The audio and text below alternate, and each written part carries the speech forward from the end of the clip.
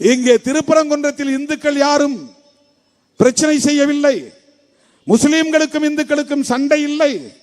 இந்த தூண் தான் தீபம் ஏற்றிய தூண் என்று யாரும் சொல்லவில்லை. ஆனால் ஒருவரை வழக்கு போட வைத்து அவசரமாக விசாரித்து தானே ஒரு விசாரணையை மேற்கொண்டு ஆய்வை மேற்கொண்டு நானே நேரடியாக போனேன் என்று ஒரு தீர்ப்பை எழுதுகிறார் ஒரு நீதிபதி. நடைமுறைப்படுத்துங்கள் என்று ஆணையிடுகிறார் உள்ளூர் போலீஸுக்கு. சிஐஎஸ்எஃப் நீதிமன்றத்தில் காவலுக்கு வந்தவர்களை அங்கே அனுப்பி வைக்கிறார். இதெல்லாம் எவ்வளவு பெரிய அத்துமீறல் இது! எவ்வளவு பெரிய அத்துமீறல் இது! சட்ட மீறல் இது, மரபு மீறல் இது, அநீதி இது. எப்படி இதையெல்லாம் பொறுத்துக் கொள்ள முடியும்? உடனே கண்டெம்ட் ஆஃப் கோர்ட். நீ எல்லாத்தையும் மீறி அடாவடித்தனமாக ஒரு தீர்ப்பை தருகிற போது அந்த தீர்ப்பை நடைமுறைப்படுத்தியே தீர வேண்டும் என்று எப்படி கட்டாயமாக இருக்க முடியும்? இந்த இடத்தில் திமுக அரசை நாங்கள் பாராட்டுகிறோம், காவல்துறையை பாராட்டுகிறோம். வாஞ்சிநாதன் இங்கு சொல்லும் போது இந்த பிரச்சனை உருவானதுல காவல்துறையும் அறநிலையத்துறையும் திமுக அரசாங்கமும் பிழை செய்து விட்டது என்று சொன்னார். திருப்பரங்குன்றத்தில் ஆதரிப்பதற்கான காரணம் இருக்கிற நடைமுறையை பின்பற்றுவதற்காக. அப்படி இருக்கும் பொழுது எல்லா நீதிமன்றத்தையும் மதிப்பவங்க தான். நான் தீர்ப்புகள் தவறாக சொல்லும் பொழுது எதிர்க்கின்றோம், தீர்ப்புகள் சரியாக இருக்கும் பொழுது ஆதரிக்கிறோம்.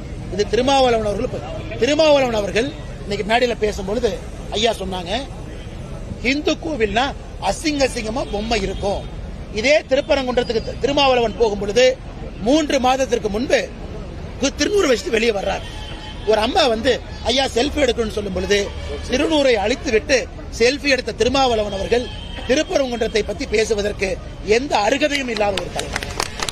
மலையினுடைய பெயரை சிக்கந்தர் மலை என்று மாற்றுவதற்கான முயற்சி, நீதிமன்றம் தீர்ப்பு கொடுத்த பிறகு அதை மதிக்க மாட்டேன் என்று இவர்களாகவே சட்டம் ஒழுங்கை சீர்குலைத்து பிரச்சனை ஏற்படுத்துவது, இதையெல்லாம் மக்கள் பார்த்துக் கொண்டிருக்கின்றார்கள். நிச்சயமாக தமிழகத்தினுடைய 2026 சட்டமன்ற தேர்தலில் எதிரொலிக்கும். அதே நேரத்தில் புதுச்சேரி மாநிலத்தினுடைய காங்கிரஸ் எம்பி அவரும் மக்கள் கடும் கோபத்தில் இருக்கிறாங்க. அவரின் மீதும் அடுத்த தேர்தலில் எதிரொலிக்கும். என இந்து சொந்தங்கள், முருக பக்தர்கள் இன்று வாக்குப்பெட்டி மூலமாக நிரந்தரமான நியாயத்தை அவர்கள் தேட வேண்டும். நீதிமன்றம் நியாயம் கொடுத்தாலும் கூட அதை உடைப்பதற்கு மக்களால் தேர்ந்தெடுக்கப்பட்ட பிரதிநிதிகள் முயலும் பொழுது இதை தவிர முருக பக்தர்களுக்கு வாய்ப்பில்லை. அதை நிச்சயமாக அவர்கள் நடத்தி காட்டுவார்கள் என்ற முழு நம்பிக்கை. இதை தாண்டி கேள்விகளா கேளுங்க, பதில் சொல்றேன். திருப்பரங்குன்றத்தில் தீபம் ஏற்படுவது தொடர்பாக வக்ஃபு வாரியம் இன்னைக்கு வாதம் நடத்திருக்காங்க. அதுல அந்த இடம் அவங்களுக்கு சொந்தம் இல்லை, இந்த நடைமுறையும் இவ்வளவு நாளா பின்பற்றப்படவில்லை அப்படின்னு சொல்லியிருக்காங்க. 1920 இந்த வழக்கு மதுரை சப்கோர்ட்ல ஃபைல் செஞ்சாங்க. அன்னைக்கு ஆரம்பித்து இன்னைக்கு வரைக்கும் தான் இந்த நடைமுறை இல்லை. நம்ம எல்லோருக்கும் தெரியும், அங்க இருக்கக்கூடிய முருகன் கோவில் 1300 ஆண்டுகளுக்கு மேல பழமையான ஒரு கோவில். தீபத்தூண் இருந்ததே அங்கே தீபத்தை ஏற்றுவதற்கு தான். இந்த நடைமுறை என்பது கடந்த 100 ஆண்டுகளாக கைவிடப்பட்ட ஒரு நடைமுறை. அதை திரும்பவும் ஆதாரத்தின் அடிப்படையில் அந்த தீபத்தூண்ல இந்த நீதியரசர் அவர்கள் டிசம்பர் 1ஆம் தேதி கொடுத்த தீர்ப்புல, நீங்க கார்த்திகை தீபத்தன்று நல்லா புரிஞ்சுக்கணும், 365 நாளும் கிடையாது. கார்த்திகை தீபத்தன்று வருஷத்துக்கு ஒரு முறை கூட ஒரு பக்தர்கள் அங்க போய் தீபத்தை ஏற்ற முடியலனா அந்த பக்தர்களுக்கு நடக்கக்கூடிய மிகப்பெரிய அநியாயமாக இந்த நீதியரசர் தீர்ப்பு கொடுத்திருக்கிறாங்க. அதுவும் உங்களுக்கு தெரியும், 1995 ஆர்டிஓ ஆபீஸ்ல நடந்த பீஸ் கமிட்டி மீட்டிங்ல தர்காவை சார்ந்தவர்கள் தீபத்தை ஏற்றுவதற்கு எந்த அப்செக்ஷன் இல்லைன்னு சொன்னாங்க. 2005 சொல்லியிருக்காங்க. அப்படி இருக்கும் பொழுது தர்காவை வேண்டுமென்றே தூண்டிவிட்டு திராவிட முன்னேற்ற கழகத்தினுடைய ஆட்சியாளர்கள் இன்னைக்கு இந்த டிராமாவை பண்றாங்க. டிசம்பர் 1ஆம் தேதி தீர்ப்பு கொடுத்த பொழுது 2ஆம் தேதி தர்கா அப்பீல் போல 3ஆம் தேதியும் தர்கா வரல. 4ஆம் தேதிக்கு மேலதான் திமுக தூண்டிவிட்டு தர்காவை கூட்டு வந்திருக்கிறாங்க. இது மக்கள் எல்லோருக்குமே இந்த உண்மை தெரியும்.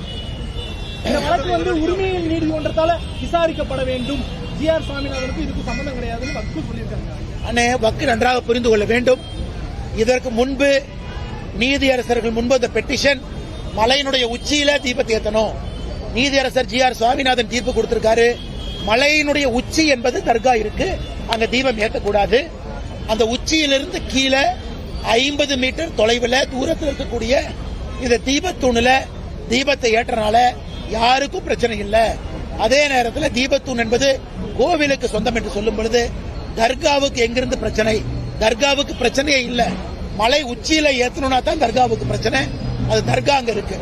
அதனால் வேண்டுமென்றே தர்காவை தூண்டிவிட்டு மத கலவரத்தை ஏற்படுத்துவதற்கு திராவிட முன்னேற்ற கழகத்தினுடைய அரசு முயற்சிக்கின்றார்கள் என்றுதான் நாங்கள் பார்க்கிறோம்.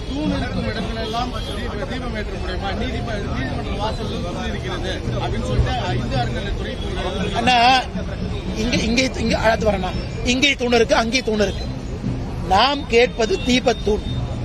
நாம் கேட்பது விளக்கு ஏற்றுவதற்காக இருக்கக்கூடிய தூண். அந்த தூண் தீபத்தூண் மேல 2 லிட்டர் அளவுக்கு மேல நெய் ஊத்தலாம். எத்தனையோ பண்டைய சமீப தமிழ் இலக்கணத்துல தீபத்தூணை பத்தி எழுதியிருக்கிறாங்க. உச்சி பிள்ளையார் கோவில் தூணை பத்தி எழுதியிருக்காங்க. அதற்கான வரலாற்று சான்று இருக்கு. அப்படி இருக்கும் பொழுது எல்லா தீபத்திலும் ஏற்ற வேண்டும் என்று கேட்கவில்லை, தீபத்தூணில் ஏற்ற வேண்டும் என்று கேட்டிருக்கின்றார்கள். இன்னைக்கு இந்த அறநிலைத்துறை சார்பாக வாதாடிய வக்கீல் ஜோதி என்ன சொல்றாரு? முருகனுக்கு 2 மனைவி இருக்கிறதுக்காக 2 தூண்ல ஏத்த முடியுமா? இது நான் கேட்கிறோம். மாநில அரசு ஒரு முருக பக்தர்கள் முன்பு மண்டியிட்டு மன்னிப்பு கேட்கணும்.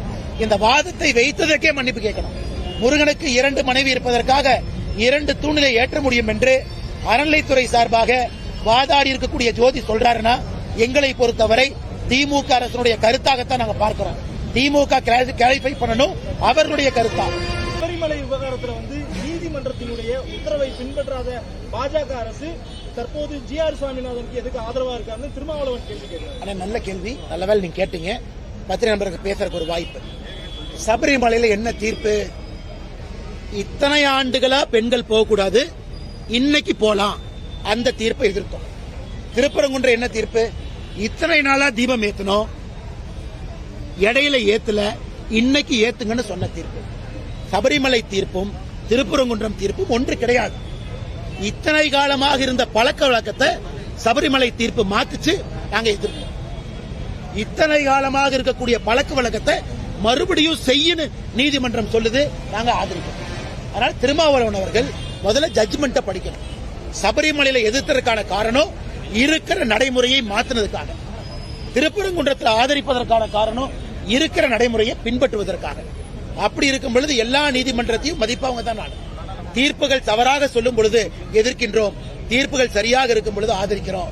இது திருமாவளவன் அவர்கள் இன்னைக்கு மேடையில் பேசும்பொழுது ஐயா சொன்னாங்க, இந்து கோவில்னா அசிங்கமா பொம்மை இருக்கும். இதே திருப்பரங்குன்றத்துக்கு திருமாவளவன் போகும் பொழுது 3 மாதத்திற்கு முன்பு திருநூறு வச்சுட்டு வெளியே வர்றாரு. ஒரு அம்மா ஐயா செல்ஃபி எடுக்கணும்னு சொல்லும் பொழுது திருநூறை அழித்து விட்டு செல்ஃபி எடுத்த திருமாவளவன் அவர்கள் திருப்பரங்குன்றத்தை பத்தி பேசுவதற்கு எந்த அருகதையும் இல்லாத ஒரு தலைவர்.